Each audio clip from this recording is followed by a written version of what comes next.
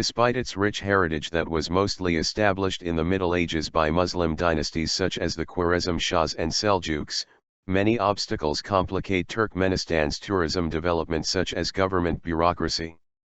The places that were once referred to as the center of the Islamic world, including the preserved oasis city of Merv and Konye-Urgench, suffer as a result.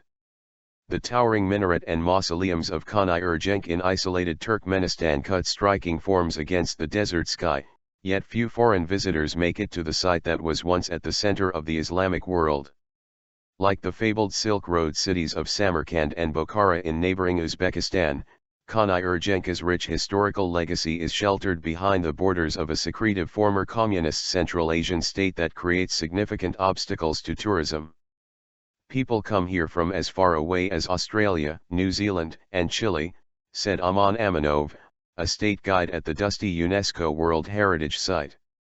But he said only 3,000 of the 200,000 annual visitors to the site, which claimed UNESCO status in 2005, are international tourists. Between a quarter and a fifth of the volume state officials say Turkmenistan welcomes in a year. The Turkmen visa was the most elusive of them all, said Charlie Grosso, a photographer and travel writer, who visited the country in 2012. She traveled to the isolated state as part of the Mongol Rally, a 10,000-mile journey for charity during which motorists travel from Western Europe to Mongolia, traditionally in small, inexpensive vehicles. Grosso said she spent nearly half a day dealing with port officials after crossing the Caspian Sea from Azerbaijan. The people are lovely. We were given multiple melons during our trip, she told Agence France Presse, AFP. But you are basically faced with this unyielding bureaucracy at every turn. You really feel the presence of the state. One of the 5 Central Asian republics to gain independence from Moscow in 1991, the country of 5 million people is famous for its eccentric leaders, vast gas reserves and secrecy. But Turkmenistan has had to grapple with a drop in global hydrocarbon prices and is looking for other sources of revenue, like tourism. In April, President Gurbanguly Berdimuhamedov said the government needs to diversify the economy and curb spending. In a recent shakeup, he dismissed several senior officials overseeing the economy after the fall in prices in gas and oil, which make up more than 90% of its exports. The country also steeply devalued its currency, the minaret. In a guide available in English, Russian, and Turkmen provided to visitors of Konye-Urgench, a message from Berdimuhamedov reads, "Our duty in front of our forefathers is not only to preserve these riches, but to make them accessible to the whole world." Located 480 kilometers north of the white marble-clad capital, Ashgabat, Konye-Urgench was a seat of power for the medieval Khwarezm kingdom, whose Muslim rulers controlled much of Central Asia in the 12th century after emerging from the shadow of the mighty Seljuk Empire.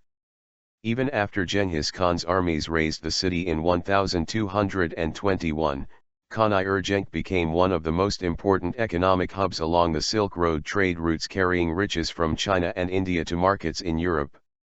UNESCO credits the government of Turkmenistan with generally good conservation practices, and calls Merv, another listed settlement in the country, the oldest and most completely preserved of the oasis cities along the Silk Roads in Central Asia. Little is done, however, to ease access to the historic sites for foreign visitors. The most commonly issued visa for visitors to the country is a 5-day transit visa, with longer stays generally requiring a state-endorsed tour and guides such as Amanov, who stick to the script and steer clear of politics. Ultimately, only a more open Turkmenistan might aspire to be a tourist destination, said Luca Anseshi, a Central Asia expert at the University of Glasgow, who called Turkmenistan's visa regime one of the most intractable on earth. But Anseshi said Turkmenistan is unlikely to follow the lead of Kyrgyzstan and Kazakhstan, 2 other Central Asian states that recently introduced visa-free regimes for citizens of developed countries. Breaking the isolation will certainly be equated by regime veterans as a source of instability, he told AFP. Aside from the country's Silk Road heritage, tourism officials in Turkmenistan are also hoping to pique international interest in Avaza, a multi-billion-dollar resort on the Caspian Sea, as well as a crater of burning gas located in the middle of the Karakum desert that local residents nicknamed the Door to Hell. The crater, which resulted from a Soviet-era drilling rig collapse in 1971, is attracting a growing trickle of curious sightseers, a tourism official told AFP on condition of anonymity.